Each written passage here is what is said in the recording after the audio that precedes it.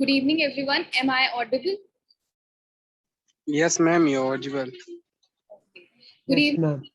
seniors, interns, and my fellow colleagues. Hope you all are doing well. Today, we have a young and enthusiastic first generation advocate with us, Ms. Piyushi Garg. She has her expertise in criminal litigation and matters related to AFT and NCLT. She is very profound with the drafting of different matters. She is very well acquainted with the court procedures. I would like to welcome Ms. Piyushi Garg to speak on her topic. Over to you, ma'am.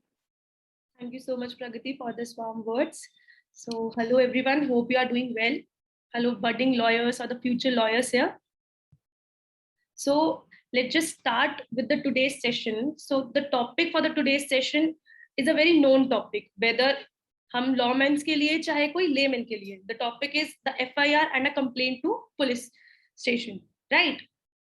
So now एक question यहाँ पे ये rise होता है कि भाई FIR और complaint to police station जैसी चीजें जो है ये तो सबको ही पता है, लेकिन when we talk about the complexity of FIR and when we talk about how to write the complaint to SHO, again when we talk about the complexity, when we talk about how the name of IO is presented under the FIR, कहाँ पे होता है ये नाम, कहाँ होता है IO का, कौन कौन से सेक्शंस होते हैं इसके साथ साथ, तो ये सारी चीजों के लिए आज इस सेशन में आप सीख के जाएंगे, राइट? तो let's just start with the session.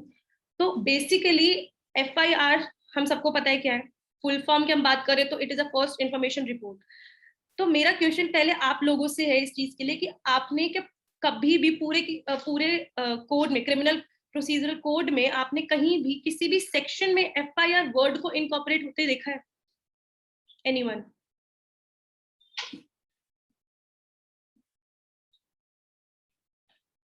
कोई भी बता सकता है किसी भी सेक्शन में FIR जैसा वर्ड आपने कहीं देखा है? Okay.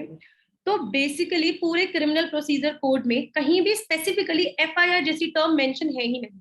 But after bare reading of section 154 clause 1, ये एक इंटरप्रिटेशन है कि जब ऑफिसर इंचार्ज को हम अपनी कंप्लेंट बताते हैं और उसको वो रिटन फॉर्म में जब लिखता है तो हम उसको FIR का नाम देते हैं in the practice of court, right? तो आज हम थोड़ा सा ना सेक्शंस और बुक्स वगैरह से थोड़ा सा हटके ना प्रैक्टिकलिटी ऑफ कोर्ट की बात करेंगे, प्रैक्टिकलिटी ऑफ पुलिस स्टेशन की बात करेंगे कि अब हम FIR जैसी चीजों को पढ़े कैसे, क्या क्या चीजें हमको इनकॉर्पोरेट करनी होती है जब ऑफिसर इंचार्ज जो है हमारी FIR लिख रहा होता है, कहाँ कहाँ कौन कौन सी चीजें हम बेसिकली रीड कैसे करें FIR को, right? Then we shifted to the complaint to police station. So for that, I am sharing the format of the FIR.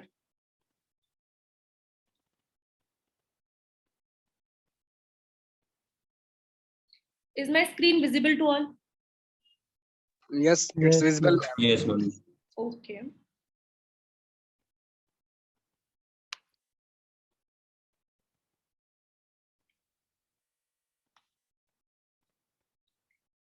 So let's just start with reading the FIR कि हम FIR को पढ़ते कैसे. तो by the name suggest FIR, this is the first information report. तो यहाँ पे हम बोल रहे हैं this is the first information report. तो there are number of judgments जहाँ पे ये चीजें कहा गया है कि FIR जो है जस्ट एक प्राइमा फसाई, एक तरीके से फाउंडेशन होता है जब भी कोई क्रिमिनल एक्ट जो है या फिर क्रिमिनल ऑफेंस हुआ होता है. तो this is just a prima फसाई, एक कम्युनिकेशन होता है पुलिस स्टेशन में कि भाई ऐसा कोई ऑफेंस हुआ है, right? Then when we talk about the word information, तो यहाँ पे ना एक एविडेंशियरी वैल्यू वाली चीज आ जाती है, ठीक है? एविडेंशियरी वैल्यू की बात हम जब करेंगे तो हम ये चीज बोलते हैं कि भाई हमें पता है, अगर आप में से कुछ लोगों ने एविडेंस एक्ट पढ़ा होगा कि भाई पुलिस के सामने जो स्टेटमेंट्स होती है वो कोर्ट में परमिसेबल नहीं होती, लेकिन जो FIR होती है क्या वो सब्सटेंसिव प्रूफ होता है या सब्सटेंसिव एविडेंस होता है? Anyone? Is FIR is a substantive evidence? No, ma'am. Yes. Ma'am, it could be frivolous also. So, ma'am, can you first please explain the meaning of the substantive evidence you are talking about? Okay.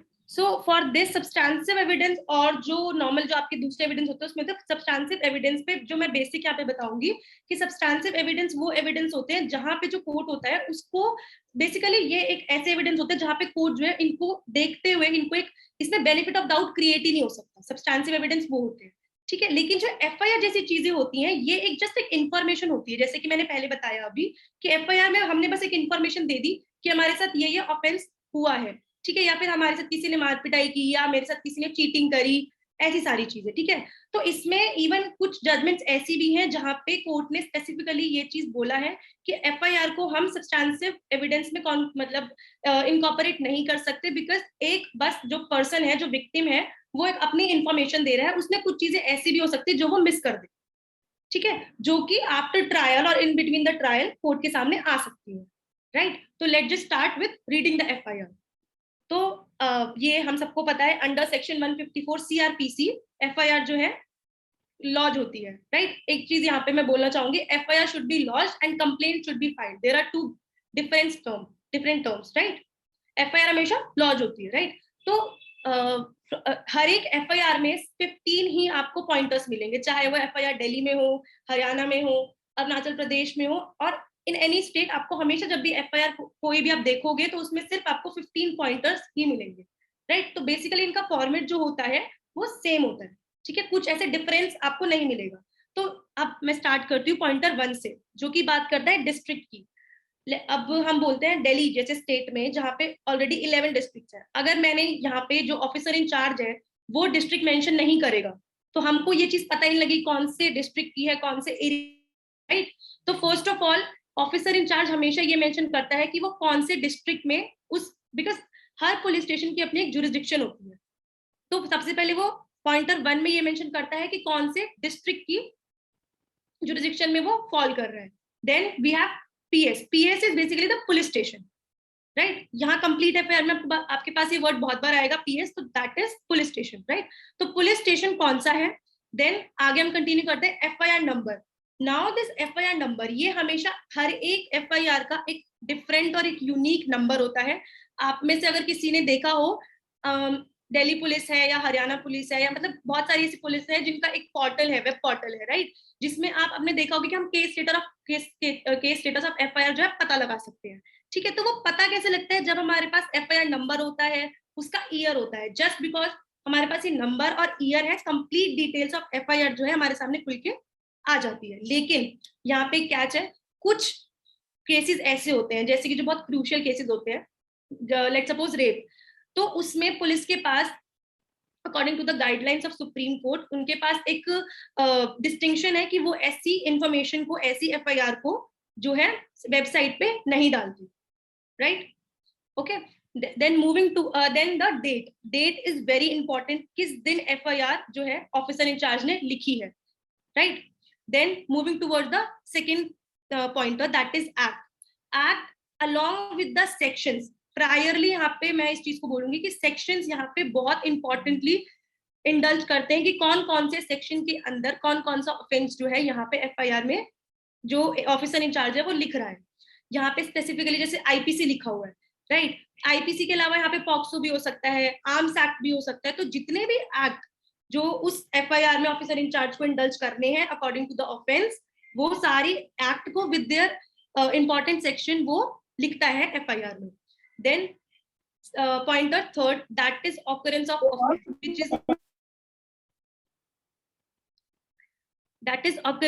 offense, which is very important pointer। जब भी आप FIR को read करेंगे कि ये pointer हमको ये बताता है कि किस दिन जो है ऑफेंस अकर हुआ है। अब यहाँ पे आपको ध्यान थोड़ा सा देना पड़ेगा, because there are two things, that is occurrence of offence और जिस दिन भी हमारी हम कहते हैं घटना हुई, सपोजिंगली मेरे साथ कोई किसी ने मेरे साथ चीटिंग करी, मैंने उसके कितने टाइम बाद पुलिस स्टेशन में खबर दी, कितने टाइम बाद मैं अपनी कंप्लेंट लेके गई, ठीक है। तो इन दिस पॉइंटर अकरेंस में हमेशा ये मेंशन होता है कौन सा date from and date to, कौन से दिन से लेके कौन सी डेट से लेके कौन सी डेट तक ऑफेंस हुआ है। Then the time period, again time from to time to, कितने टाइम तक, कितनी वेलोसिटी, मतलब कितनी देर तक वो क्राइम किसी के साथ भी हुआ है। Then moving towards pointer B, that is information received as PS. जैसे कि मैंने प्रायरली बोला कि अकरेंस ऑफेंस की कब हुई, यहाँ पे एज इन मेंशन है सैटरडे को हुई है, 21/11/2020 में हुआ है।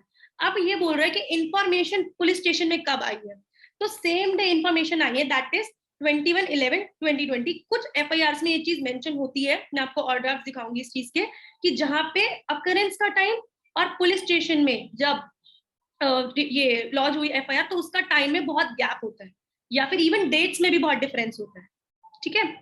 देन आगे हम बात करते हैं, then the general diary reference, obviously हर एक ऑफिसर इंचार्ज अपनी डायरी में एक diary number, yes ma'am FIR जैसे आज अगर कोई एविडेंस इवेंट हुआ है ना, तो मैम वहाँ कोई गैप लिमिटेशन होता है गैप का कि कब हम कर सकते हैं या फिर कभी भी मैम कर सकते हैं, कोई लिमिटेशन नहीं है? देखो ऐसे इस चीज को मैं ये बताना चाहूंगी यहाँ पे कि एज सच कोई गाइडलाइंस इसकी नहीं है, लेकिन कुछ केसेस में जैसे कि केसेस ऑफ रेप ये चीज होते हैं कि वहां पे अगर थोड़ी देरी भी हुई FIR करने में तो कोर्ट उस चीज को बेनिफिट ऑफ डाउट में क्रिएट नहीं करता, बट ये कुछ क्रूशियल केसेस के लिए या कुछ लिमिटेड केसेस के लिए ही होता है, बिकॉज जनरली एक नॉर्मल एक प्रूडेंट माइंड के पर्सन के माइंड में यही आएगा कि भाई अगर मेरे साथ ऑफेंस हुआ है तो why I am delaying the thing, right? So hope Yes, I'll, yes. okay. Okay, ma'am. Ma'am, Then moving towards pointer 4. Yes. I want to ask that FIR and complaint are the same thing or there is a difference? No, that's a different thing altogether. अब FIR discuss होने के बाद I'm moving towards the complaint in this session. Right? Okay. So pointer 4, type of information. अगर हम section 154 को देखते हैं CRPC के, तो वहां पे एक चीज प्रायरली मेंशन की गई है कि ऑफिसर इंचार्ज जो है आपकी कंप्लेन को अपनी डायरी में या अपनी नोटबुक में जो भी है वो लिखता है। तो यहाँ पे से हम इस चीज को बोलते हैं कि हमारे पास ऑप्शन है कि हम उसको ओरली दे सकते हैं कंप्लेन या फिर हम रिटन में दे सकते हैं, बट इन द प्रैक्टिस हम जो है रिटन में ही कंप्लेन को देते हैं, राइट? अब यहाँ पे जो है जनरली इसलिए FIR में हमेशा इस पॉइंटर के आगे रिटन ही लिखते हैं। Then the place of occurrence, point number 3 में हमने पढ़ा था अकरेंस ऑफेंस की कब हुई है, अब हम यहाँ पे पढ़ रहे हैं किस जगह पे उस ऑफेंस जो है वो जो घटना हुई है वो किस जगह पे हुई है, राइट?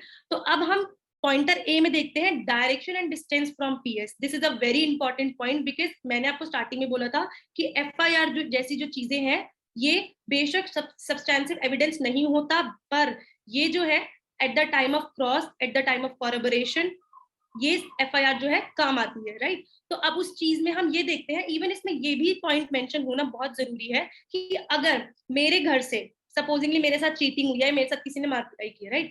तो अब जो है मेरे घर से पुलिस स्टेशन बहुत पास में है, लेकिन मैं अगले दिन वहां पे गई, तो द रीजन बिहाइंड दिस कि मैंने क्यों इतना गैप लिया, मैं क्या कोई चीज मैनिपुलेट कर रही थी या मैं कुछ चीज प्लान कर रही थी, ठीक है? तो ये चीज को सामने वाला जो काउंसिल है उस चीज को उठा सकता है, इसलिए जो है FIR में ये सारी चीजें मेंशन होनी बहुत जरूरी है।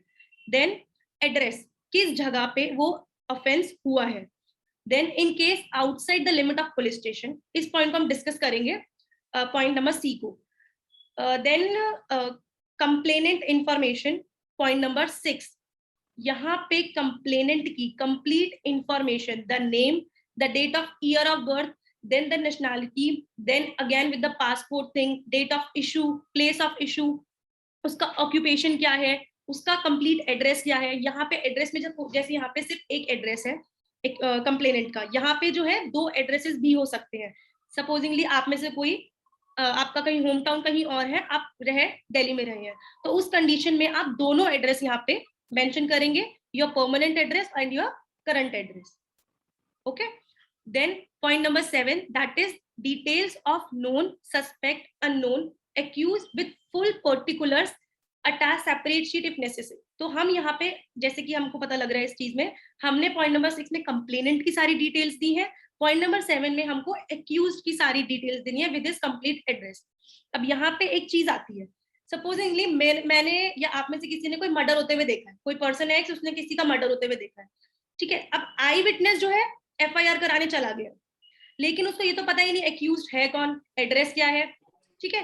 तो उस कंडीशन में ये पॉइंटर जो है वो खाली रहता है, क्योंकि उसको ये नहीं पता है कि कौन एक्यूज्ड है और क्या उसका एड्रेस है, okay? Then point number 8, that is reason for delay in reporting by the complainant. यहाँ पे ये बहुत जरूरी पॉइंट है, क्योंकि यहाँ पे हमको ये देखना होता है कि कंप्लेनेंट ने क्या रीजन दिया या फिर किस वजह से कंप्लेनेंट जो है उसने डिले किया है FIR ऑफेंस होने से FIR कराने तक, ठीक है। लेकिन generally in the practice purpose यहाँ पे हमेशा नो डिले ही लिखा होता है। मैं आपको एक FIR दिखाऊंगी जहाँ पे अकरेंस ऑफ द ऑफेंस और जब पुलिस स्टेशन में कंप्लेंट आई वहां पे बहुत डिफरेंस था, स्टिल उस FIR में हमेशा नो डिले ही मेंशन करते हैं। Then point number 9, particulars of the property stolen involve. अब जो पॉइंट 9 है, वेट,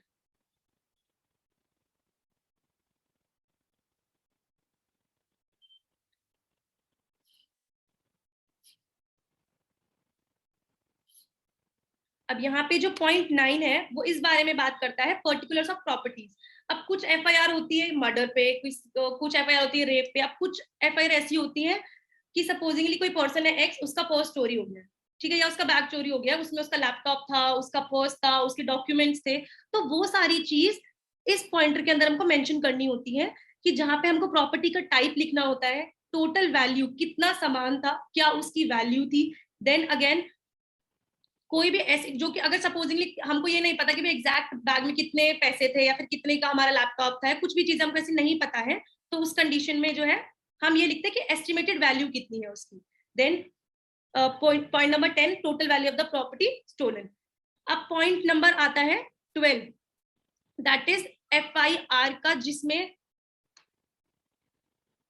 हम एक सेपरेट शीट होती है FIR की। पॉइंट नंबर 12 से ही हमको ये पता लगता है कि इस FIR में ब्रीफ स्टोरी है क्या, ठीक है।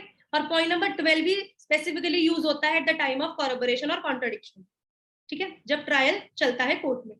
तो पॉइंट नंबर 12 में हम वो सारी चीजें लिखते हैं कि किस दिन हमारे साथ ऑफेंस हुआ, ठीक है, कौन इवन SHO था जिसको हमने एड्रेस किया था अपनी कंप्लेंट को, देन क्या हमारे साथ ऑफेंस हुआ, कौन से मतलब किस दिन हुआ, ऑफेंस के क्या क्या हमारे पास फैक्ट्स हैं। ब्रीफ में हम वो सारी चीजें मेंशन करते हैं, किसने, अगर कोई एक्स पर्सन उसके साथ मारपीट हुई है तो किसने उसको मारा, उसके मारने के बाद किसी और ने अगर उसको मारा, उसने उसको थप्पड़ मारा या उसने किसी और वेपन से मारा, वो सब चीजें हम पॉइंट नंबर 12 में मेंशन करते हैं। अलॉन्ग विद दिस हम ये भी मेंशन उसमें करते हैं कि कौन से सेक्शंस में FIR रजिस्टर हो रही है और किस किस को वो FIR जो है हैंड ओवर हो रही है, ठीक है।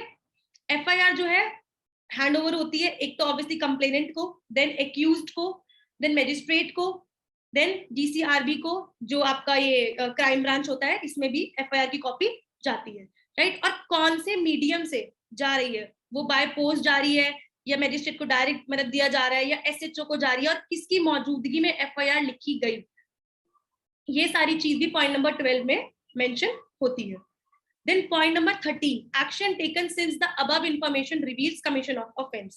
ये कहीं ना कहीं आइटम नंबर 2, आइटम नंबर हमने 2 पढ़ा था जिसने हमने एक्ट और सेक्शन को मेंशन किया था जो किसी पर्टिकुलर ऑफेंस से रिलेटेड है इस एक FIR के अंदर। सेम चीज को हम यहाँ पे बोलते हैं कि कौन कौन से सेक्शंस यहाँ पे लग रहे हैं after reading that point number 12, ठीक है। पॉइंट नंबर 13 में ही कुछ चीजें बहुत इंपॉर्टेंट है, जैसे कि registered the case took up by the investigation.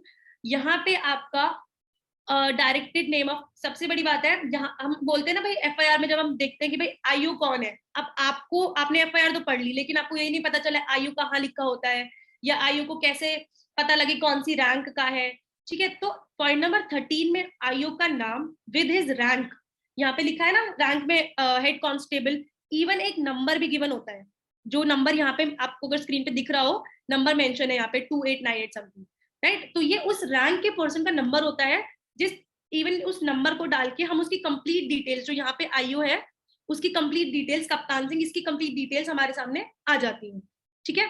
Then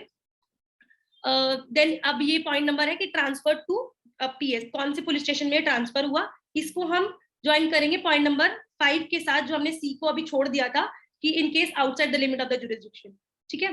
then point number then फिर हम बोलते हैं कि FIR रेड ओवर द, अब हम ये बोलते हैं इसी पॉइंटर्स में कि FIR जो है कंप्लेनेंट ने पढ़ ली है, एक कॉपी हम उसको दे रहे हैं, ठीक है। जो ऑफिसर इन चार्ज है वो यहाँ पे ये करता है कि भाई उसमें वो मेंशन करता है कि FIR की जो कॉपी है वो कंप्लेनेंट को उसने पढ़ा के पूरी ढंग से और उसको हैंड ओवर वो कर रहा है। देन पॉइंट नंबर 14 में obviously the signature and thumb impression, जो भी अगर भाई लिटरेट पर्सन है तो सिग्नेचर करेगा, इलिटरेट है तो थंब इंप्रेशन देगा। Right, then the signature of the officer. अब यहाँ पे ऑफिसर कौन सा, आईओ की बात तो हमने कर दी, एसएचओ की बात हमने पॉइंट नंबर 12 में कर दी। ऑफिसर यहाँ पे हम बात कर रहे हैं जो कि सेक्शन में गिवन है, ऑफिसर इन चार्ज, जिसको हम प्रैक्टिकल लैंग्वेज में बोलते हैं ड्यूटी ऑफिसर। ठीक है, जब हमें अभी नेक्स्ट उस पे जाएंगे, नेक्स्ट सेक्शन उस पे जाएंगे, पार्ट पे जाएंगे, जब हम कंप्लेंट टू एसएचओ करेंगे तब मैं ड्यूटी ऑफिसर का आपको रोल बताऊंगी। तो यहाँ पे ऑफिसर मतलब ड्यूटी ऑफिसर है, कि ड्यूटी ऑफिसर जो था उसका नाम क्या है एट द टाइम जब हमने एफआईआर को लॉन्च कराया, उसकी रैंक क्या है, अगेन उसका एक unique identification number, and last point the date and time of dispatch to the court. अब एफआईआर तो हो गई, लॉन्च हो गई एफआईआर, कंप्लेनेंट को भी कॉपी दे दी, ठीक है। अब लेकिन अब इसके आगे का फॉर्मेट हमको पता है, इसके आगे का प्रोसेस हमने पिछले सेशंस में किया है कि एफआईआर हो गई है, अब हमको मजिस्ट्रेट के पास भेजनी है, तो किस टाइम पे, किस डेट को और बाय विच मीडियम ये एफआईआर जो है मजिस्ट्रेट के पास इवन कोर्ट में पहुंची। ठीक है, this is all for the FIR. अब मैं आती हूँ पॉइंट नंबर 5 पे, जिसकी मैंने बात की थी, इन case outside the limit of the police station. आपने शायद एक कंसेप्ट सुना होगा जीरो एफआईआर का, किसी ने सुना है यहाँ पे? जीरो नंबर एफआईआर और zero FIR. Yes ma'am. Okay, आप बता सकते हैं जीरो एफआईआर क्या होता है? जीरो एफआईआर मैम ये हुआ था actually, case in Hyderabad rape cases में हुआ था। Every police officer has a jurisdiction over the area.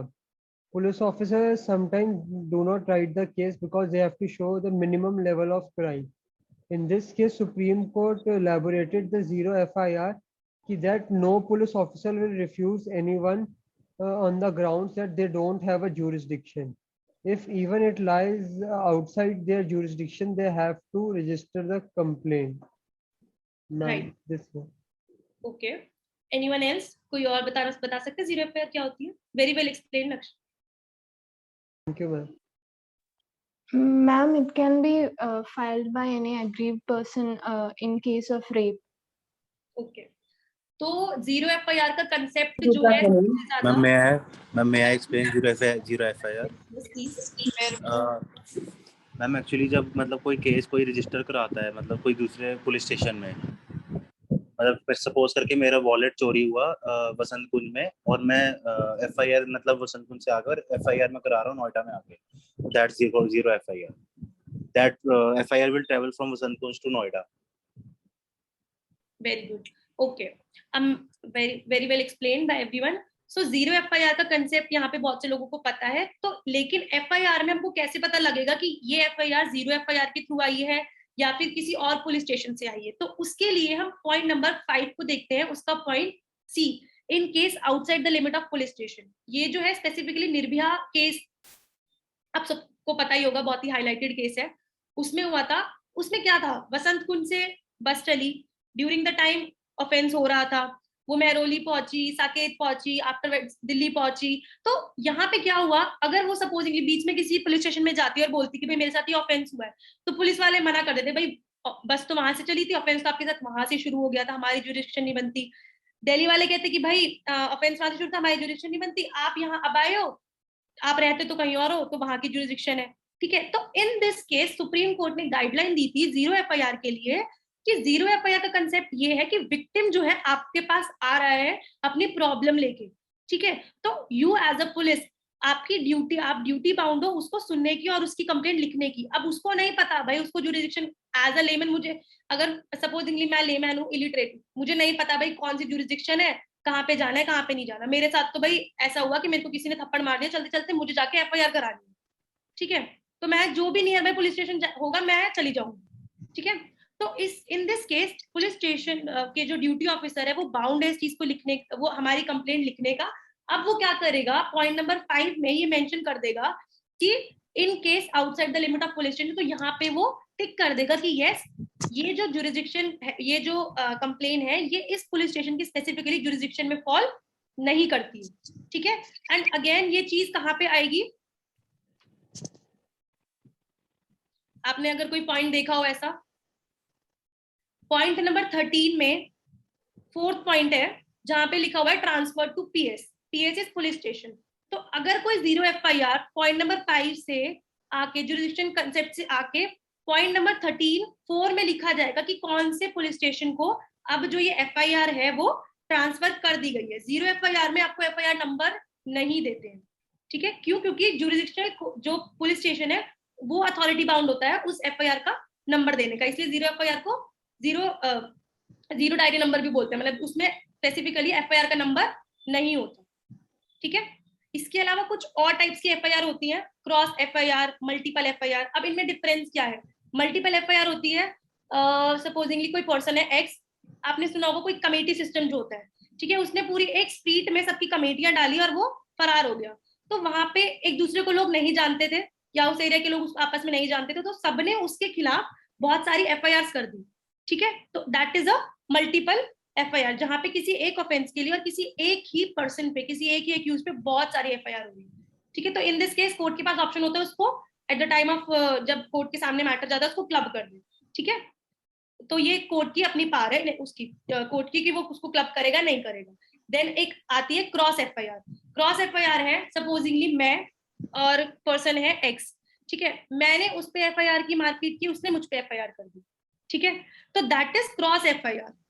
जब दो पर्सन्स एक दूसरे पे FIR कर देता है for the same offence, that is cross FIR, ठीक है। अब इसमें कोर्ट के पास दो ऑप्शंस होते हैं, या तो वो इन दोनों FIR को क्लब कर दे या फिर जो FIR गलत है उसको वो क्वैश कर दे, ठीक है। So this is all for the FIR। FIR आज से आपको पता लग जाएगा कि किस तरीके से पढ़ा जाता है, नेम कहाँ है FIR में, IO का नेम कहाँ है, किस तरीके से नंबर देखते हैं, कहाँ कहाँ FIR में कौन कौन से पॉइंटर्स होते हैं। So moving towards our next topic that is complaint to SHO और द पुलिस स्टेशन। अब यहाँ पे मैंने स्पेसिफिकली SHO क्यों बोला? SHO is station house officer. तो हर एक पुलिस स्टेशन का एक SHO होता है, राइट? हर एक पुलिस स्टेशन का एक SHO होता है। अब मैं यहाँ पे कह रही हूँ कि FIR जो थी हमारी भाई फॉरमोस्ट एक फाउंडेशन थी, जब हमने देखा कोई ऑफेंस हो रहा है। अभी मुझसे शायद लक्ष्य ने पूछा था कि मैम FIR और कंप्लेंट में डिफरेंस होता है या नहीं होता है, राइट? तो अब हम यहाँ पे बोल रहे हैं, मैंने बोला कि हाँ दोनों में डिफरेंस तो होता है, लेकिन डिफरेंस होता क्या है? क्या FIR के बाद कंप्लेंट होती है या कंप्लेंट पहले होती है, FIR बाद में होती है, ठीक है। तो कंप्लेंट जो है FIR का भी फॉरमोस्ट स्टेप होता है, ठीक है। कंप्लेंट पहले होगी, उसके बाद आपकी FIR होगी। Complaint should be filed and FIR should be lodged, ठीक है। तो अब कोई भी पर्सन है X, ठीक है, अगेन उसके साथ कोई ऑफेंस हुआ है, अब वो जा रहा है भाई पुलिस स्टेशन कि मेरी आप कंप्लेंट लिख लो, मेरे को ना इसने मारा है, मेरे पड़ोसी ने मुझे मारा है, ठीक है, या मेरे घर वालों ने मुझे बहुत मारा है, ठीक है। अब वो गया पुलिस स्टेशन। अब पुलिस स्टेशन में इतने नंबर ऑफ पीपल होते हैं, उसको क्या पता किसके पास जाना है। तो हमेशा एक पुलिस स्टेशन में एक ड्यूटी ऑफिसर होता है, जिसकी मैं बात करी थी FIR में कि ड्यूटी ऑफिसर ये सारी चीजें लिखता है हमारे बिहाफ पे, जब हम उसको बताते हैं सारी चीजें कि भाई हमारे साथ ये हुआ ये सारी चीजें हुई, ठीक है।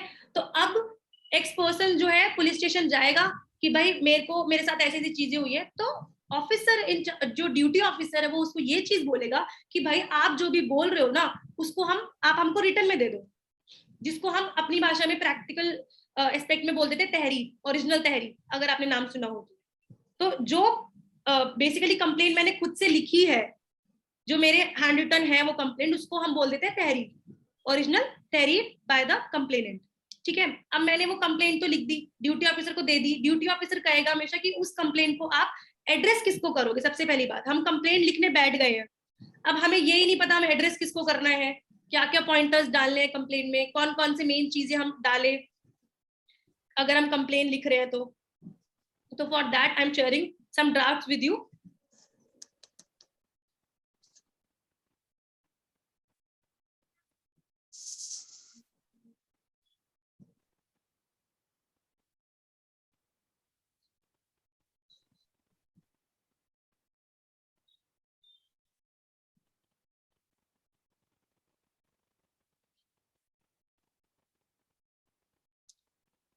स्क्रीन पे विजिबल है? Is the draft is visible in the screen?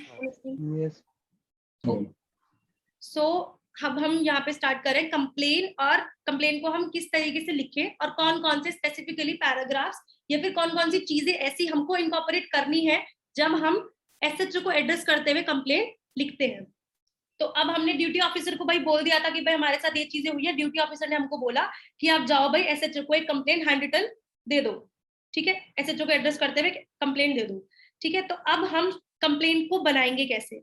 सबसे पहली बात, यहाँ मैं एक चीज को कनेक्ट करती हूँ कि हमने कॉन्स्टिट्यूशन पढ़ा है, हम बोलते हैं कॉन्स्टिट्यूशन में कुछ चीजें बेसिक स्ट्रक्चर जिसको हम कहते हैं कि basic structure can not be amend, but बाकी चीजें धीरे धीरे करके जो भी अगर जरूरत होती है, ठीक है, हम अमेंड कर सकते हैं। सेम विद दिस कंप्लेंट, कुछ चीजें बेसिक होती हैं जो हमको लिखनी ही होती हैं when we write the complaint to SHO, लेकिन उसके अलावा कुछ चीजें ऐसी हैं जो हम अपने हिसाब से लिख भी सकते हैं और नहीं भी लिख सकते, वो आपकी चॉइस होती है, ठीक है।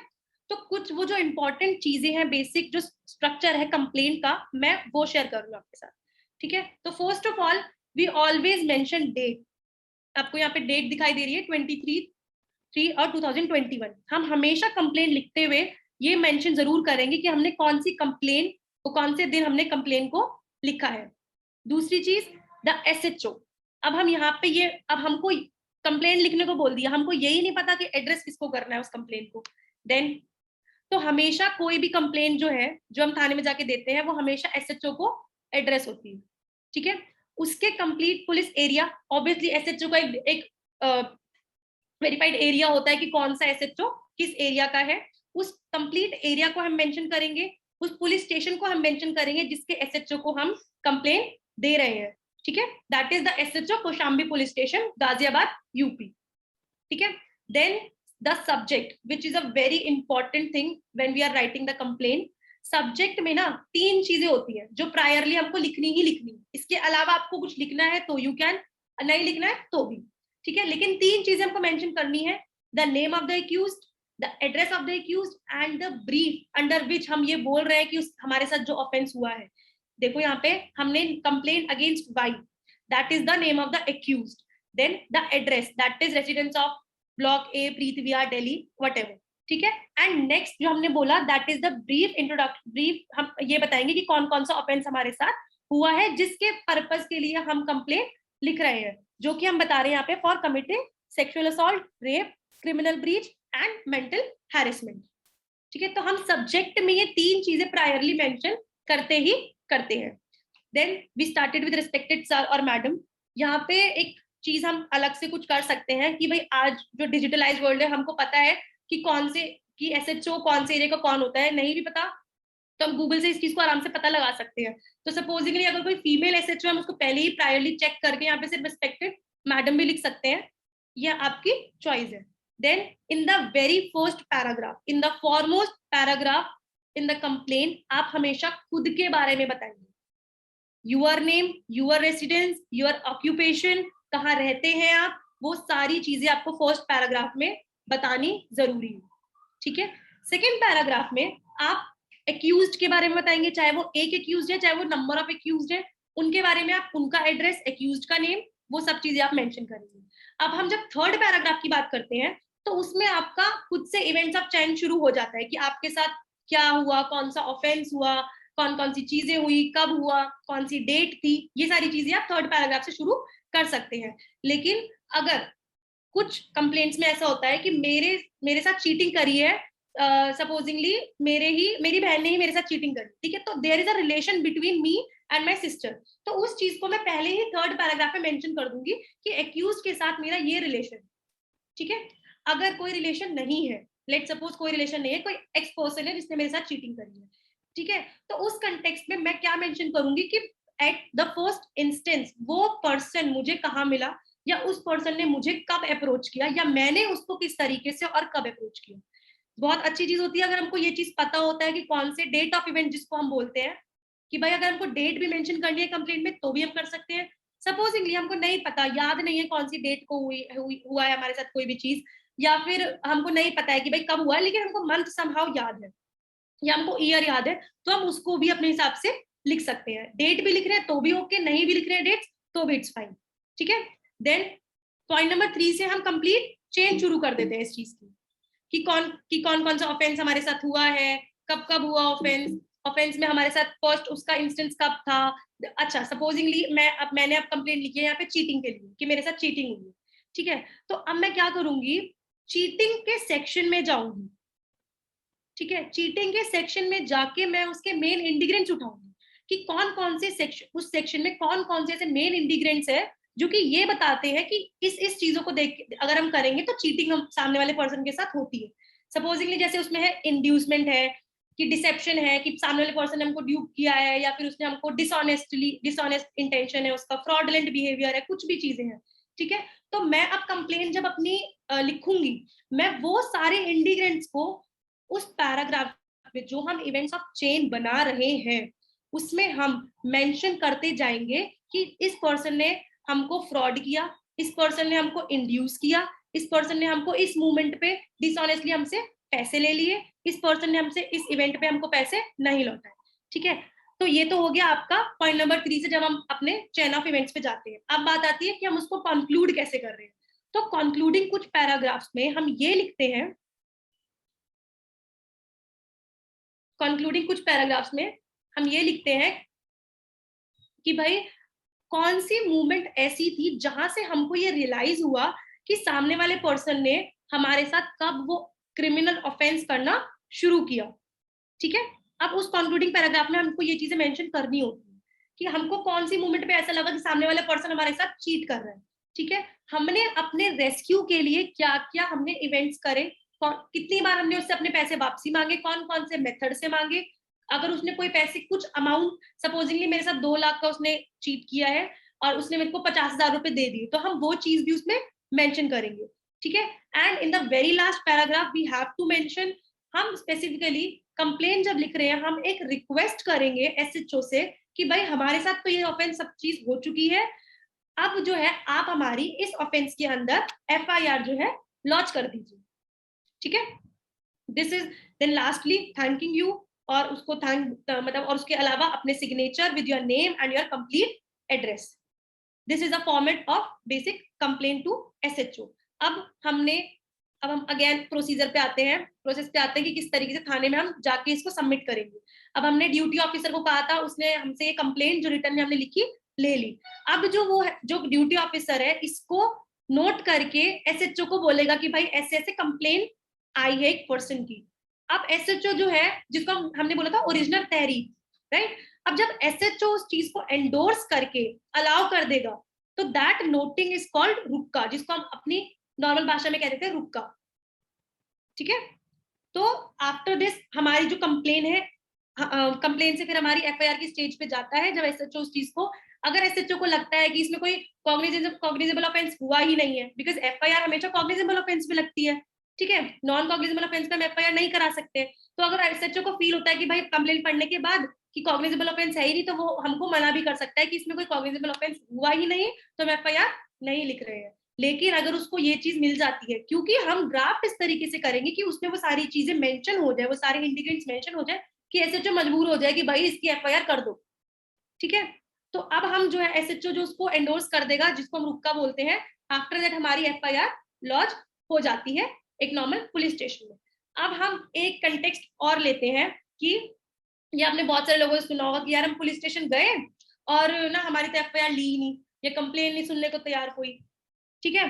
तो इस कंटेक्स्ट में हम क्या करते हैं, सेक्शन 154 क्लॉज 3 हमको सीधा ये चीज बोल देता है कि भाई अगर किसी भी पुलिस वाले ने आपको मना कर दिया, ठीक है, किसी भी पुलिस वाले ने आपको मना कर दिया कि हम आपकी कंप्लेन जो है नहीं लिख रहे, तो आप सीधा उस कंप्लेन को रैदर इन राइटिंग फॉर्म और रैदर इन बाय पोस्ट आप जो है सीधा एसएचओ को, सुपरिटेंडेंट ऑफ द पुलिस को भेज सकते हैं, ठीक है। उसका आपको एक बेनिफिट क्या मिलता है कि भाई आपके पास एक ट्रैक रिकॉर्ड, जब भी आपने अगर किसी ने स्पीड पोस्ट करा होगा देखा होगा कि हमारे पास एक ट्रैक रिकॉर्ड होता है कि हमारी कंप्लेंट उस तक पहुंच चुकी है, ठीक है। So this is all for the FIR and the complaint to the SHO. Thank you. Ma'am, in the first paragraph, it was written the X is living with his parents. What was it? Then this X. This is the information about complainant or accused? This is the information about the complainant. Subject में हम complain against लिखा है ना वहां पे Y, तो this मैंने बताया ना फर्स्ट पैराग्राफ में हम अपने आप को इंट्रोड्यूस करते हैं, जिसमें हम अपना ऑक्यूपेशन डाल सकते हैं, अपनी एज डाल सकते हैं, लेकिन हमको नाम और एड्रेस देना कंपलसरी होता है। Ma'am, you have said that before FI there's complaint. Yes. Ma'am, first, when the accused go to police station, it tells about the description of the offense. It is complaint. But when it is later lodged into official record, it becomes FIR, ना? देखो, FIR तक जाने के लिए हमको पहले complain करनी पड़ती है. ये सिंपल बात ये है, ये मुद्दा ये है कि FIR तक जाने के लिए, बिकॉज FIR में हमको ये पता लगता है, देखो कंप्लेन में हर किसी को नहीं पता होता कि उसके साथ ऑफेंस क्या हुआ है, हर कोई नहीं इतना होता कि भाई उसके साथ ऑफेंस क्या हुआ है, लेकिन FIR में ये ऑफिसर इंचार्ज की ड्यूटी है कि वो पॉइंटर में मेंशन करेगा कि कौन से एक्ट में और कौन से सेक्शन में किसी के साथ ऑफेंस हुआ. ठीक है, तो ये डिफरेंस दोनों में है, लेकिन ये साथ साथ चलते हैं. जब तक कंप्लेन नहीं होगी FIR हम नहीं करा सकते हैं. ठीक है, okay. Any other question? Ma'am, yes. can a person lodge an oral complaint? Yes he can. Section 154 बोलता है इस चीज को. ऑफिसर इंचार्ज की ड्यूटी है कि वो उसको रिटन में लिखेगा. वो उसकी, हमारे पास राइट है कि हम ओरली दें या रिटन दें. ठीक है, जनरली क्या होता है हम रिटन ही देते हैं. ठीक है, बट हमारे पास राइट है कि हम अगर उसको ओरल देंगे तो हम हमको डिनाई नहीं कर सकता कि भाई हम ओरल कंप्लेंट नहीं ले रहे. ठीक है, क्योंकि ना बेसिक पर्पस ये होता है कि जब भी हम कोई कंप्लेंट देते हैं ना या फिर FIR देते हैं, आजकल एक नया कंसेप्ट सुना होगा आपने कि FIR की रिसीविंग ले लेना. ठीक है, तो अगर हम ओरली देंगे तो उसकी रिसीविंग कैसे होगी? तो इसलिए हम जो है ना रिटन कंप्लेंट देते हैं या फिर जो हम FIR जब लॉन्च करता है ऑफिसर इंचार्ज, तो उसकी वो एक रिसीविंग देता है. जैसे कि मैंने आपको बताया अभी SHO को मैंने अगर पोस्ट से कंप्लेंट भेज दी तो मैं हमेशा उसकी 2 कॉपी कराऊंगी, एक तो जो ओरिजिनल है और एक जो डुप्लीकेट कॉपी होगी. डुप्लीकेट कॉपी पे मैं जब जाऊंगी ना वहां पे या फिर मैं स्पीड पोस्ट करूंगी तो उस पर मैं अपने रिकॉर्ड लगाऊंगी. और अगर मैं खुद से पुलिस स्टेशन जा रही हूँ उसको कि भाई SHO को कंप्लेंट देने, तो वो हमको एक डायरी नंबर लिख के देगा उस चीज पे या एक कंप्लेंट नंबर लिख के देगा कि भाई आपकी जो कंप्लेन है ये कंप्लेंट नंबर मैंने आपको दे दिया है, इसके अंदर रजिस्टर हो गई और एक्सेप्ट कर ली गई. ठीक है, और वो एक ठप्पा अपनी उस पे लगाएगा जो उसकी ओरिजिनल कंप्लेंट है, एक ठप्पा आपको लगा के देगा आपकी रिसीविंग पे. ठीक है, और उसको कोई चैलेंज नहीं कर सकता because obviously is an official stamp. So, ma'am, it's like if a person doesn't know this format and he has gone with a written complaint, then the duty officer will ask him to rewrite the complaint in the set format. ये देखो, rewrite करने का ऐसा as such होता नहीं कि duty officer उसको rewrite करने के लिए बोले. ड्यूटी ऑफिसर ये कर सकता है कि उसको उसकी जो कंप्लेन है उसको एक्सेप्ट करके FIR में सेक्शंस लगा दे, या फिर एक सिनेरियो ये भी हो सकता है कि रीराइट करने को बोले और वो साथ बैठ के खुद बता दे कि भाई आप ये चीजें जो भी आपके साथ इवेंट हुआ है आप उसको लिख के दे दीजिए, या फिर वो खुद लिख दे और आपसे साइन करा ले आपको पढ़वा के. क्योंकि ये चीज आपने पढ़ी होगी कि FIR जब भी साइन कराते हैं उससे पहले ड्यूटी ऑफिसर आपको पढ़ने को देता है कि जो चीज आपने बोली हमने वो सब चीज मेंशन की है, और अगर मेंशन नहीं हुई है तो ये आपकी ड्यूटी है सामने ड्यूटी ऑफिसर को बोलने की कि भाई आपने ये चीज मेंशन नहीं की. Okay, ma'am, understood. Thank you. Ma'am, Yes. as you have said, FIR could be lodged in cognizable offense only. Yes. Ma'am, what will happen if non-cognizable offense happen? Then what is the procedure? Okay, तो आपने देखा होगा कि आजकल एक online FIR का concept चल रहा है. ठीक है, तो उसमें हम क्या करते हैं अपनी जो है एक पोर्टल खुल के आता है हमारे पास जिसमें हम डाल देते हैं कि भाई हमारा सपोजिंगली कोई ऐसी चीज हुई है कि हम हर चीज के लिए देखो FIR करना इंपॉर्टेंट नहीं होता. अब मेरा कोई वॉलेट खोया जिसमें 100 ही रुपए थे. ठीक है, 100 रुपए थे और एक आधार कार्ड था. मुझे 100 रुपए से कोई कंसर्न नहीं है, मुझे कंसर्न है अपने आधार कार्ड से, because that is an official document जो कि यूज होगा. तो मैं क्या करूंगी, साइट पे जाऊंगी, EFIR में अपनी लिखूंगी कि मेरा जो वॉलेट है वो खो गया है, ठीक है, या गुम हो गया है. तो नाउ मेरे उस वॉलेट में ये जो थे डॉक्यूमेंट्स थे वो इस पर्पज के लिए होती है कि अब मैं अगर आधार कार्ड अपना नया बनवाने जाऊंगी तो मैं उसको उसका जो स्क्रीनशॉट है प्रिंट आउट है. Sorry to interrupt you, but I guess you misunderstood the question. I think she meant to ask that if an NCR is filed, like if a non-cognizable offense is committed and a complaint is made regarding that, then what is to be done? So in that case, a NCR is reported, non-cognizable report, instead of FIR. Okay, sir. NCR will be, Thank you so much. the person will be, like the duty officer would make an entry into the diary and NCR will be filed. Okay, thank you, sir. Please continue. Okay, so any other question? So thank you, everyone.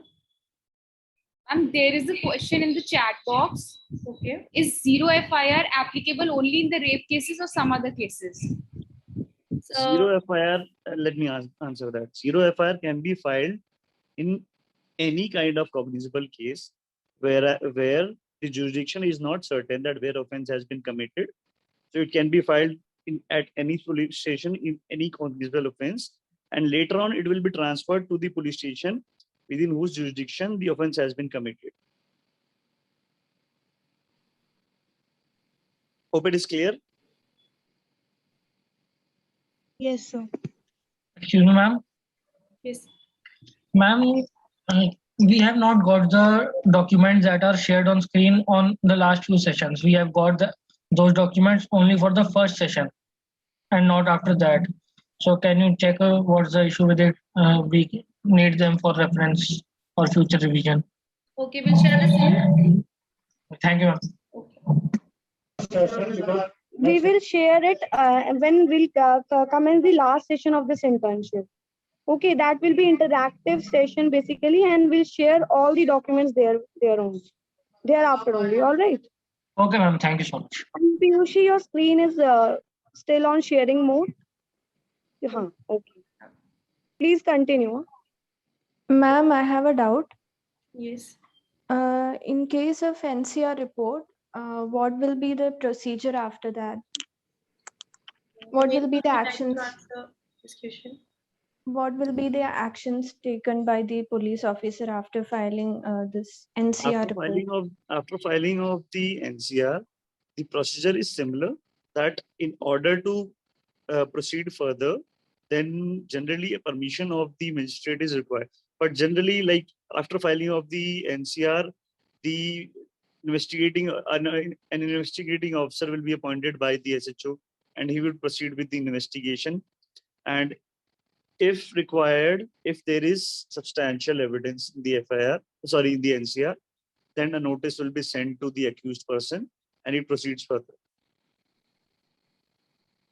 Okay, sir. Thank you.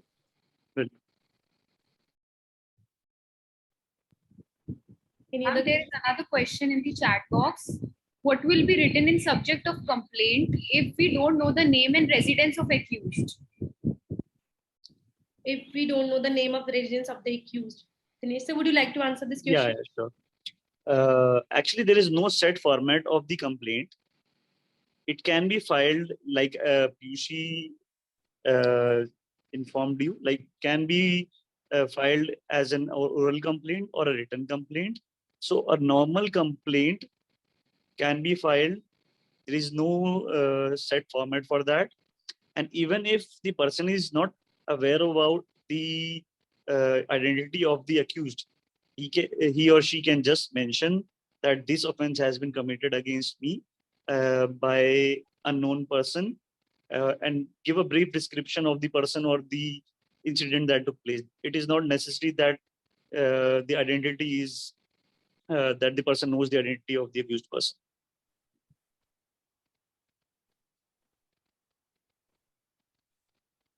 Hope it is clear.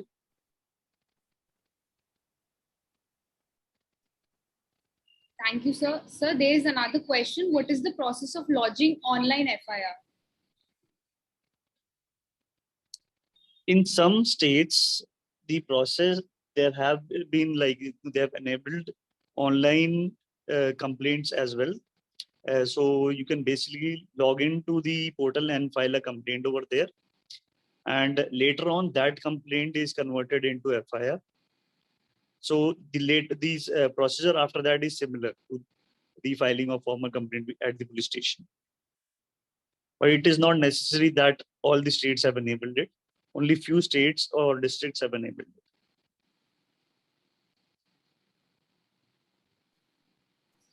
In fact, the official email IDs are also provided on the websites of the various police stations and like the state department. And you can send a complaint to that email ID as well. And if like it is taken into, like if action might be taken on that email as well. That might be converted into FIR. Okay, thank you, sir, for answering the question. Any other question, interns? Or should we wind up the session? Yes, ma'am. I have a question. Hello. Yes, please proceed. Sir my question is जैसे sir एक magistrate और एक IAS officer है, वो जब तक on duty है तब तक उनके ऊपर कोई केस नहीं हो सकता, कोई एफआईआर नहीं हो सकती। बट अगर वो कोई करप्शन करते हैं, जैसे किसी से फिरौती वगैरह करते हैं, एक मैजिस्ट्रेट किसी केस को लेके पैसे ले लेता है या एक आईएएस किसी रिगार्डिंग, मतलब वो ऑफेंस कर रहे हैं, ठीक है, भ्रष्टाचार कर रहे हैं, और ऐसा करते हुए हमारे पास कोई वीडियो या कोई ऐसा प्रूफ हो जाए, तो क्या उनके ऊपर हम एफआईआर हो सकती है या क्या होगा उस केस में? सर मुझे इसके बारे में जानना है। Can I answer this? Yes, sir, please. Huh? Yes, sir, please. Basically, every state has a anti-corruption branch that is called ACB. So they are specialized officers for this purpose only. तो magistrate और IAS officers तो बहुत छोटी unit हैं।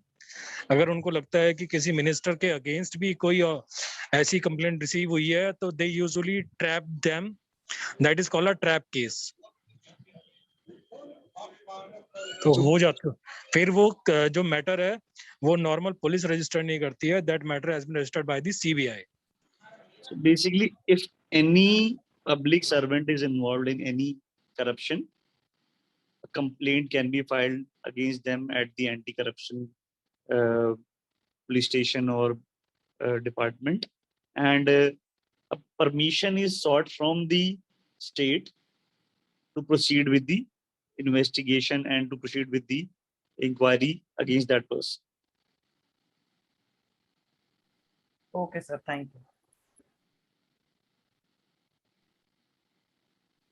So in case of other offenses, it is the same procedure like FIR in the police station. In case of other cases, like, can you please elaborate? Like cognizable offenses. Yes. Rape cases. There is a difference. If an offense has been committed by a government officer at his during his like if it relates to his work, then a permission is sought from the state to initiate proceedings against him. But in case, suppose any other offense is committed by that person, like if he commits murder or any other offense that does not relate to his official duty or official work, then an FIR can be registered against that person. Okay, sir. Any other questions, interns? Ma'am, I want to ask, like, if we are filing online FIR, how would we came to know whether it is executed or not? Like by physically going to police station, we will ask the police officer, like, what is the progress of the case? In online, how we will know?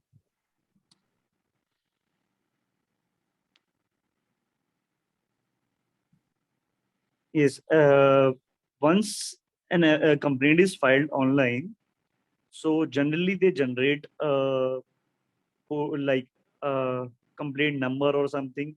So you can either refer to that complaint number and go to the police station and inquire whether it has been converted into FIR or whether any action has been taken on that. Or if it is not registered, then you can file a complaint there as well at that time. Okay, sir. Thank you. Good evening, ma'am. Good evening, sir. Yeah, good evening. Sir, in case of cross FIR and the matter is non-bailable offense, so how the process of arrest would be done? Like in that other person's FIR, we are the accused, and in our FIR, he is the accused. So how the arrest will be done? So basically, that these are two separate cases that are registered against the parties against each other. For example, if there is any dispute in like between the two parties, and grievous hurt is caused to both the parties by each other, then an FIR is filed against both the parties. I mean, if they file a complaint against each other, then the process is similar. Like if it would have been against an individual person, that if that the other party will also be arrested, and the like both the parties will be arrested. So the process of arrest that goes on the way it has been mentioned in the CRPs. So like on the same day, they are going to get arrested.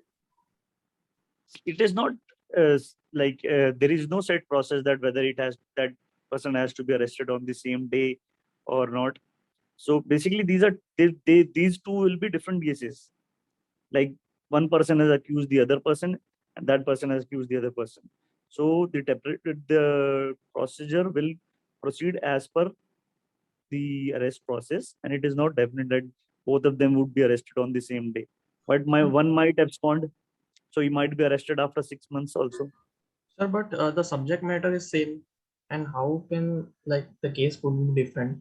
Like if both these are two FIRs, and the accused in both the FIRs are different. Any FIR filed is an offense against the society. It's so it is the state that is against that person, that is proceeding against the person, and that is why these both the FIRs are considered different, but they can be tried together, investigated together, and it is not necessary that all the parties are arrested together. So there is no set procedure that all the parties will be arrested together. All right, sir. Thank you. Sir, just a small clarification. Regarding the filing of NCR report, you mentioned about magistrate. Can you repeat that part, please? Basically, once an NCR is filed in non-cognizable offense, the investigating officer needs permission of the magistrate to proceed further on that. Once the permission is granted, then only the investigating officer will proceed further on that. But in FIR, he has the power to proceed further without any permission. Okay, sir. Thank you. Got it.